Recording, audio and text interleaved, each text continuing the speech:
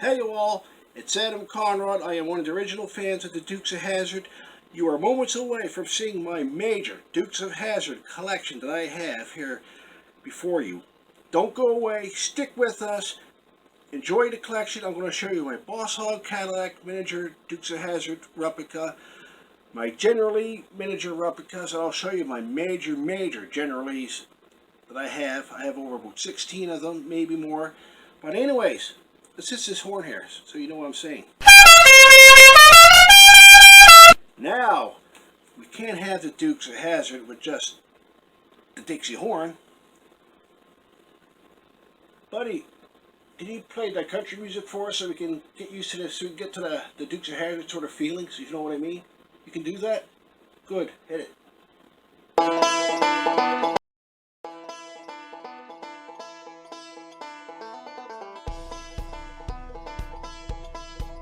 Hey you all, this is my Dukes of Hazzard museum that I have, and I'm going to tell you how my Dukes of Hazzard became to being. All these General Lees that you see here before you were all given to me by people, and I had bought some of them, not all of them, but some of them. Majority of these General Lees that you see here before you now were given to me by fans, and some of them were actually donated to me. And this General Lee here, what you see before you, was given to me by a guy named Andrew. And Andrew, if you're watching, this is the General Lee that you had given me, and I'm going to tell you something that's kind of extraordinary about this General Lee. You know what, Burbank Studios, when they filmed the Dukes of Hazzard, I'm going to tell you something, a little secret. The General Lee, you know on the show how the doors were welded? In real life, guess what? They opened. Schneider and Wolfhead actually never really jumped through the windows of the General Lee. They did when they were filming, but behind the scenes when they were getting ready to do their show, getting ready for work, to get in their costumes and stuff, they actually went through the doors of the General Lee. And the doors never were actually welded shut. In fact, they all opened. And the one thing about the General Lee, the doors were never welded shut like they said on the show. But there was one General Lee, which Schneider has stated in his fan films of the Dukes of Hazzard, that there was one General Lee that the doors were welded shut, and they had let that General Lee roll off to the bank and into the lake, and they let it sink. And they got it back later on, and John Schneider fixed it up, and he had turned it to his General Lee, and he later had sold it. So this General Lee, Andrew, which you see here before you, is the General Lee that you had given me, and there is your General Lee. Now the General Lee next to it, you'll see something a little extraordinary. See that signature on it? Catherine Bach signed it. Daisy Duke herself at a car show in Moncton. She came to Moncton, she signed the General Lee for me, and Kathy, if you're watching, that is the General Lee that you had signed. And the General Lee that you had signed for me is now part of my Dukes of Hazzard collection, and there it is. The signature from Daisy Duke herself. There is the General Lee that she had signed. And this General Lee right here that you see is over 20 years old. This General Lee, what you see here, I got this in 2000. This was the first General Lee that I had gotten since when the Dukes of Hazzard came back on the air in 1996, after when they were canceled for, what was it, 12 to 13 years from being canceled from off the air, and it came back, and when they did, that was the first General Lee that I had gotten. And all these General Lees that you see here before you did not come overnight. They're quite expensive. The average General Lee here, what you see here, you're looking at about 200 bucks. This General Lee in the back is plastic. Another fan gave me that. Actually, it was Andrew, same guy that gave me this General Lee here on the bottom. He gave me that General Lee in the back. It took me 2 weeks to build it.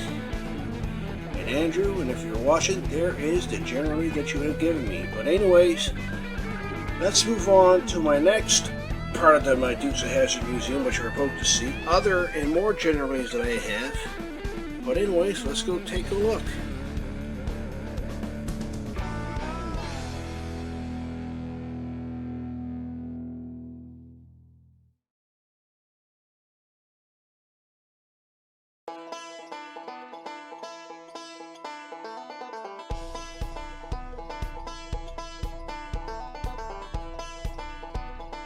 Now we're on to my Dukes of Hazzard miniature dinky collection that I have. I saved all these General Lees, and we even have Enos's race car from the Dukes of Hazzard here on the back. There it is. And for some reason, that Boss Hog Cadillac is the only version of Boss Hog that you can receive. I had looked up on eBay. There is a Boss Hog car available, but his car really wasn't out there for the average person to get. It was hard to come by. And in the back here we have Roscoe's patrol car that I had done up. It actually wasn't meant to be Roscoe's patrol car, but I had painted it up and made it look like it much as possible. And then when you look at the other police car in the back, it doesn't have the design to look like the Dukes of Hazzard police car as we know it to be. And when you look at the one in the back here, it looks like it, and that wasn't even a Dukes of Hazzard police car, just the same model car, and I just painted it up to look like it, which is more realistic than the actual Dukes of Hazzard police car that they actually put online, saying that it is Roscoe's car when really it wasn't. But these here is my Dukes of Hazzard miniature dinky set.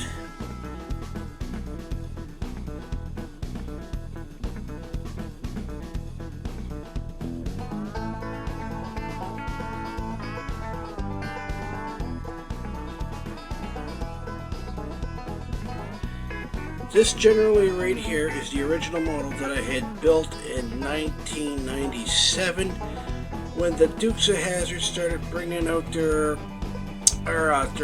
toys models back out to the market. This generally here is the original one. It took me a while to build it, but I built it. It's actually over 20 some years old, and there it is.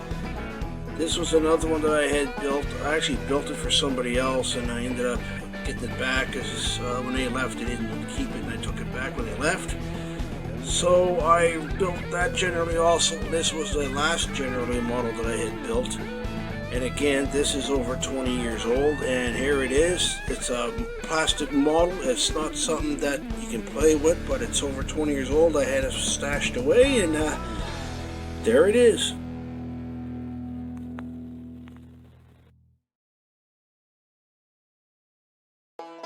Now we're on to the General Lees that I did not like, for a simple reason, because I didn't like the design and I didn't like the making of these General Lees that I had bought. But anyways, let's see why I didn't like them. Now, when you hear me say why I didn't care too much about these General Lees here, well, I'm going to tell you why. Look at the front fender. It has nothing to do with what a Dukes of Hazzard General Lee look. When you look at the front of the General Lee here, look at it. Then we'll switch over to the other General Lee.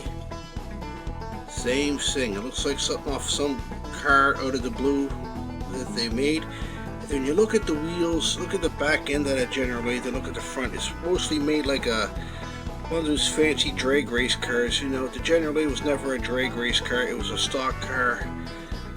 Why Warner Brothers would ever allow the toy manufacturer to change the design of the General Lee like you see it here in the back. You can clearly see the difference when you see that General Lee compared to this one. You can clearly see the difference. It basically killed the fun design, how we all remember the General Lee. I mean, other fans of the Dukes of Hazzard did other videos on the Dukes of Hazzard saying why they didn't like their models. I think this is a good example right here. The front of the fender of the General Lee looks nothing like it at all. But anyways, it is what it is, but I had added them to my collection. Now here we are on another part of my Dukes of Hazzard collection. This General Lee here is in a glass case. I'll explain that why it's in a glass case and how long it's been in the glass case in a few minutes. And here's another General Lee that I had, which is quite memorable, and I'm actually attached to it for a reason, which I'm going to tell you here in a short few minutes. This General Lee here had been in a glass case for 25 years for the simple fact I wanted to have a General Lee that was in mint shape, unscratched, unused, professionally looked after, and I had left it in this case for over 25 years, and I wanted something.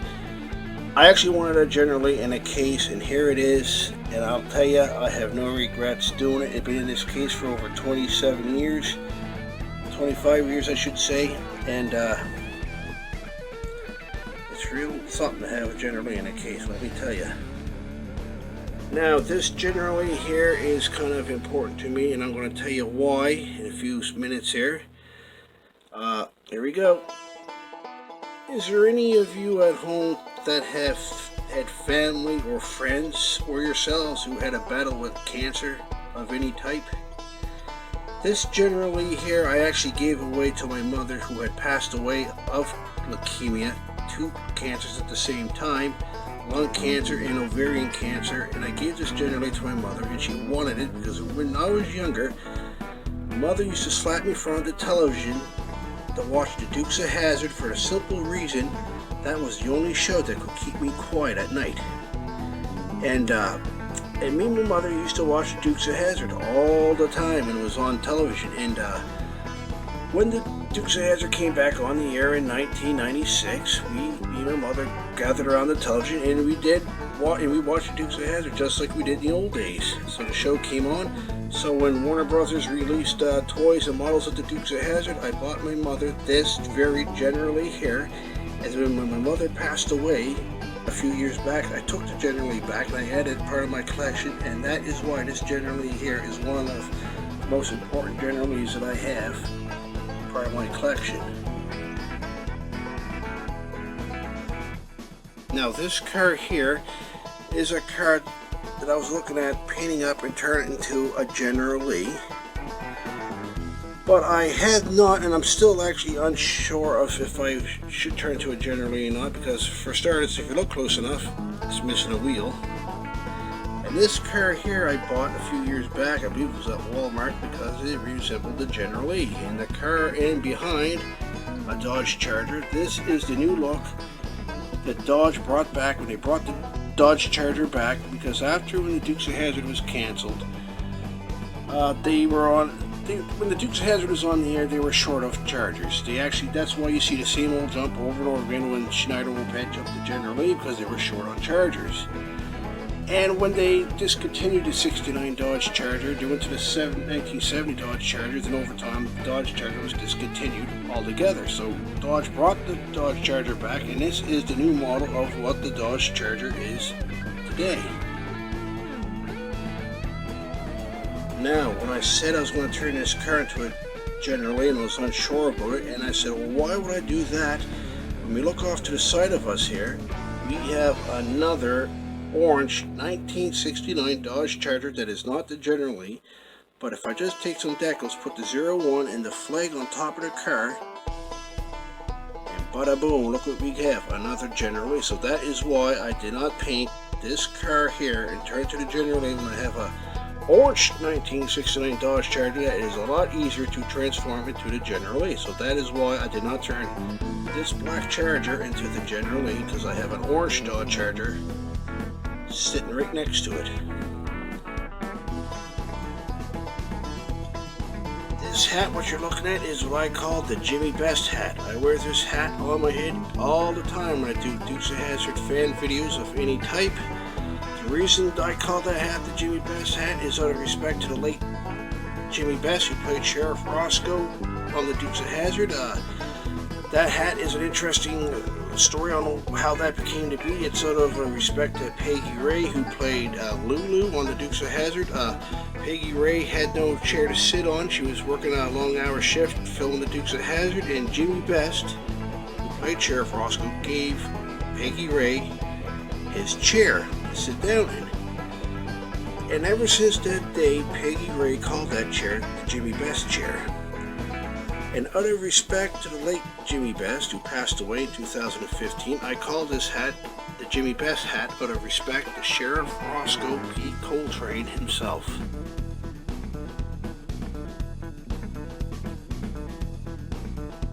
And right here you see I have every episode, every season of the Dukes of Hazzard that they had ever done.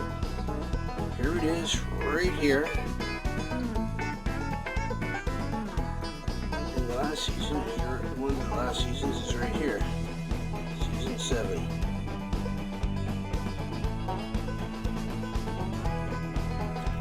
This here is the Dukes of Hazzard reunion movie when they got back together. together in 1996 to do the reunion, and also in this case is the second reunion movie that didn't do so well in 2000, Hazzard in Hollywood. But anyways, I even have the Dukes of Hazzard reunion movies.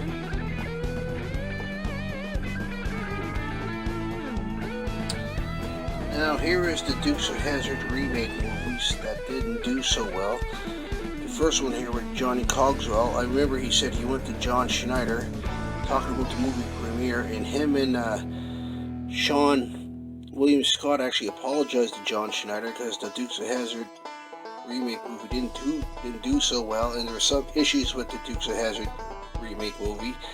The Dukes were labeled as moonshiners when the Dukes were not moonshiners. In fact, they were former moonshiners, and they got a scene with Uncle Jesse smoking pot. The Dukes were never pot smokers, and they never had anything to do with weed in the first place. And this other remake movie did a little bit better, but not much better.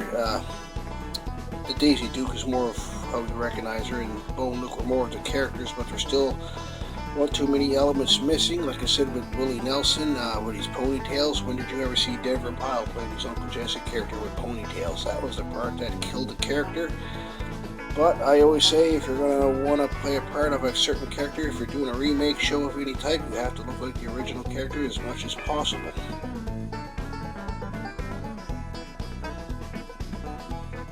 Now my buddy, Mr. John Schneider. You see 4 movies here, and off to the side here on the bottom you'll see Collier and Company, Hot Pursuit. That is John Schneider's personal movie that he had made. He's an independent film director like myself, and he did a movie based off the Dukes of Hazzard because there's not too many shows that you see on TV where your whole family can get together, laugh, cry, enjoy yourself, and listen to a TV show explain family morals and values. It's a thing that you do not see on television anymore, but that was his thing with the Dukes of Hazzard. Was always the thing that they always left in their show, and John Schneider wanted to have that in his film. But anyways, John, if you're watching, I love that movie.